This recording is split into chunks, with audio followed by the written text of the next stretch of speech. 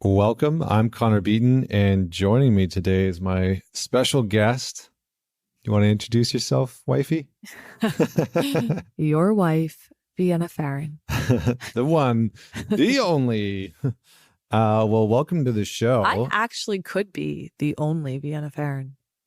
I think it's possible. I think you might be the only Vienna Pharaon. Yes, I know that there are Viennas and there are Pharaons, of course, but yeah. But Viennas that are also Pharaons? I don't know. I haven't found one. Doesn't Pharaon mean Pharaon. Doesn't it mean like pharaoh, like king? It is Lebanese. And I was always told growing up that if you just trade out the H for or the N for the H, you got pharaoh. So so you have to substitute a letter to be a king. Well, We'll just pretend there's some royalty. All right. So mystery will stay there. Yeah. How are you? How's the Mindful MFT going? Mindful MFT is great. I am also great. Yeah. We have had a busy 2019. Yes, it's been very busy and really fun and exciting and great projects and retreats and experiences and all the things. And I think we're both pretty pumped for 2020. We are. Yeah. And I know I am. And I think, tomorrow's a big day. We're leaving on our honeymoon tomorrow. Yeah. We're recording this the night before leaving on our honeymoon. It's almost 7:30 at night. We have nothing packed. I'm outing us right now on my show. Yeah, there's nothing packed. I'm directly outing us. We are leaving for 16 days and neither of us have one article of clothing packed at 7:30 at night. And then you can imagine how excited I was to come home after, a day of 10 clients to Mr. Beaton over here saying, hey, we need to record something. Yep. We're going to record a podcast. So we're going to talk about the intimacy check-in. So Vienna and I have been leading a lot of workshops lately, and thank you to those of you who have managed to come out and join us for either the course or the workshops or the retreats that we've been putting on. And one of the things that we did recently was we led a couples class, and we partnered with The Class by Tara and Toomey, and we had a bunch of couples out, and we created a little bit of an intimacy check-in for you and your relationship.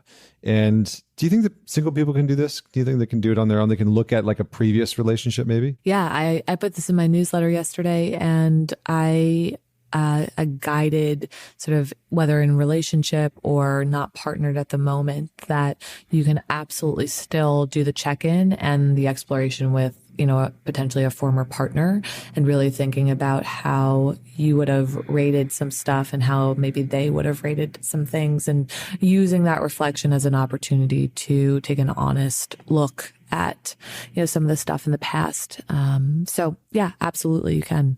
And for all the couples that are out there, definitely you can use this format. It's pretty powerful. We actually went through it. We've gone through it quite a few times now. And it's a great way to get a sense of like where the relationship truly is, where you are, where your partner is. And should we walk them through it? Do you want to give them any more context for like intimacy check-in? Yeah, intimacy check-ins and really overall check-ins are so important for couples to do. And it's really easy to forget to check in with each other because we're just looped into the day-to-day, the week-to-week, the month-to-month, and we get busy. Well, I think we would do this at work. We have check-ins at work. We have check-ins with friends. Sure.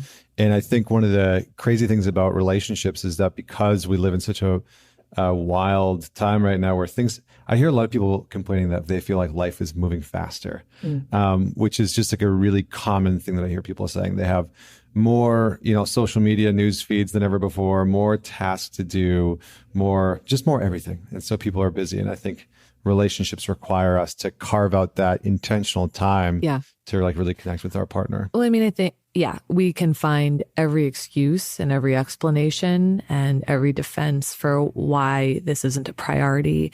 And the reality of it is that you do need to just make intentional, deliberate, time for this. We're all busy. We get it. And you have to decide whether or not you're going to show up to improve the quality of your relationship, day after day after day. So, this one is a specific check-in in the realm of intimacy. And you and I talk about intimacy being a process of going innermost with oneself, sort of a process and a practice of going innermost with oneself, and then deciding whether or not we choose to share our inner world, our inner thoughts, experiences, feelings with another.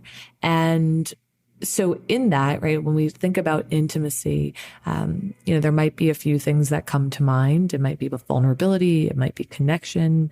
It might be sex. But what we've done is we've broken intimacy down into a number of different pillars that require our attention. Seven pillars in total. 7 pillars in total. And this list is not a comprehensive list. There are other pillars to intimacy for sure. But the ones that we listed and wanted our couples to dive into were physical, emotional, intellectual, spiritual, experiential, conflictual, and sexual. Again, not a full comprehensive list. You may add others to it. And maybe that's something, an activity exercise of your own that you can do to think about what are the other pillars for me. Like one might be creative, right? As just an example of how I want to connect with myself and with you, right? Yeah. And so we wanted to make this maybe not as simple as possible, but we wanted to make it in depth enough that it's uncomfortable, which it is. We will have a little PDF for you on the website. So you can check out this episode on mantalks.com. And there'll be a little downloadable PDF there for you so that you and your partner can go through this. You don't have to like write down everything that we're about to say, because we're going to give you some of the prompts for these 7 pillars. Well, they're just sort of the definitions, right, of what they are. And so physical, the way that we defined it was affection for one another. It's not sexual. It could be hugging, holding hands, closeness, a sense of proximity with one another. Should we tell them what to do with each one of these? Not yet. Ooh. Suspense. Well, okay. I mean, sure. Keep the people in suspense, Vienna Pharaon. Beaton likes to jump ahead. I do. Well, sure. I mean, I think if you want to venture back here a little bit, right now you can decide or rate yourself on a scale from 1 to 10 on how important each one of these pillars is to you as an individual. Right. So 10 being the most important, and 1 being not very important at all. So I just told you physical. So you can think 1 to 10, where do I land? How important is that? Emotional is the ability to talk about your innermost thoughts, feelings, experiences, and world with a deep sense of confidence. Right? So rate 1 to 10. Intellectual is exchanging ideas and thoughts that you think about and care deeply about with respect and admiration. Right? So rate 1 to 10. Spiritual is the sharing in awe-inspiring moments together. There may be shared morals, values, spiritual beliefs, religious views, ethical code. Right? It's having awakenings together. And then we have experiential, which is the sharing of experiences together without distractions. Right? There's a deep sense of presence that's required. Conflictual. We can face challenges together and turn conflict into connection. There's understanding of new parts of self and other through the conflict. And then the last one is sexual.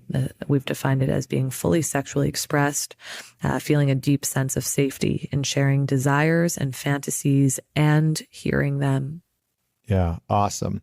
And I love the spiritual one, right? Like having awakenings together. Like I think that a lot of people, and look, I don't think it needs to be like super woo-woo. I think we can have awakenings together in the sense that when we become aware of parts of ourselves, deeper parts of ourselves, and we bring those forward in a relationship, that is a form of an awakening. And our partner can share in that awareness, the awakening of awareness within us that we're experiencing. And that's a really powerful connector, right? When we discover parts of ourselves that have been largely hidden from us about our past or the way that we operate or how we've been blocking in intimacy or blocking in some form of fulfillment, that is something that when we share it with a partner, it can really create a powerful depth of intimacy. Yeah.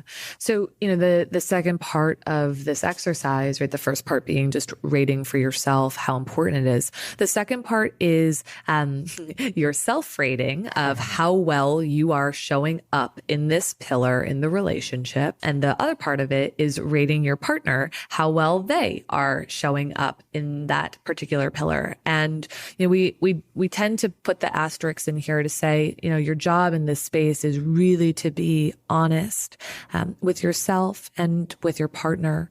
It can be uncomfortable, right? Sometimes there's resistance. Sometimes we want to protect them by giving a higher number than maybe what it is that we're actually feeling or experiencing. And so our invitation for you is to actually rate it as, transparently and sort of correctly, I guess, if you will, to where the relationship is at right now. Yeah. So once you've gone through all 7 of the pillars, once you've gone through physical, emotional, intellectual, etc., and you've given yourself a rating, and you've said, okay, for physical, hand holding, some physical touch at home, maybe I'm like an 8 or a 9, right? And then you rate your partner, and you give them their rating, and you go through each of them. Then we recommend that you sit down with your partner, have the conversation. And we kind of made a game out of it, to be honest. Like when we actually do this exercise, we've kind of like made a game out of it. So we'll reveal our rating at the same time. So like 3, 2, 1, 7. 8. Oh man. Yeah. And just kind of like have some fun with it, make it a little bit light. Because otherwise, it can become like a very serious thing to like go through. And I think one of the rules that we instituted was no arguing about the rating when you're going through, and leave the inquiring until the end. The next rule is, rather than saying, what am I doing wrong? Or like, why do you think that I'm so crappy at that? Come from it as in like a positive way, empowered. In an empowered way, and actually say, what could be better in physical intimacy? What could be better, or how could I do that better, or how can I show up better for you or for that type of intimacy? And in this way, it's less about the shame or the guilt or what you're doing wrong, unless there's some very specific behavior that you as a couple need to talk about.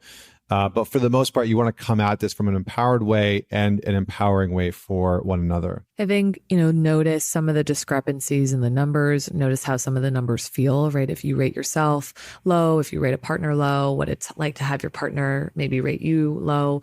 And see if there are gaps, right? Maybe you guys are, one number away from each other, but you notice that you step up or you step down together. Ask that question of which pillars are most important to you, right? Because maybe we're doing some well, but maybe they're not the ones that are actually that important to you. And for the people who are single, reflecting back on a dynamic that you once had, and really, again, trying to take an open, reflective approach to, how well did I show up, and what would the other person say about me? And take that feedback, right? I know it's a little bit funny to, rate yourself from somebody else's perspective, but if you try it, you probably are going to get pretty close if you were listening to some feedback from before. And so using that as a, jump off point for reflection, journaling, and then intention setting around how we might show up for intimacy in these pillars a little bit differently, or how we can sort of listen to a future partner and really ask for that feedback. I think the last thing that maybe I would add into this is, when you're going through this exercise, when you're revealing and going through the ratings and sort of sharing your experiences with one another, make sure that you're sitting facing each other. If you're in the same room, if you have to do it over video because you're long distance, that's a different thing. But if you're in the same room, make sure that you're sitting facing each other,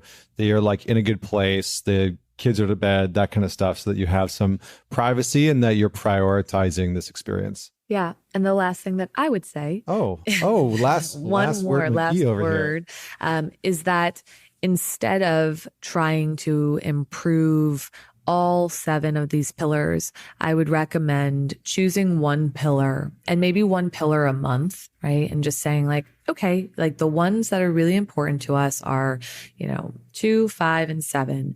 And then choosing one that could really use your attention and thinking about in the same way that Connor said before, like, what are the things that I could do to improve this pillar? What can I do that is better here, and making that list of right how we can actually bring attention to that pillar of intimacy. And so just choose one, bring attention to it, and then check in with each other weekly to see, is that number budging, right? How am I doing? How are you doing? How are we doing? And just take it slow and don't overwhelm the system. So share with us online, tag us at MindfulMFT, at Man Talks. You don't have to share, obviously, your ratings unless you want to, but it might be good to just kind of like share your experience online so that other people can go through and do the exercise. Because one of the biggest challenges, obviously, that a lot of couples face is that they don't take time and they don't prioritize checking in with one another especially when it comes to intimacy and these main pillars. And so thanks so much for tuning in today. And until next week, this is Connor Beaton and Vienna Pharaon signing off.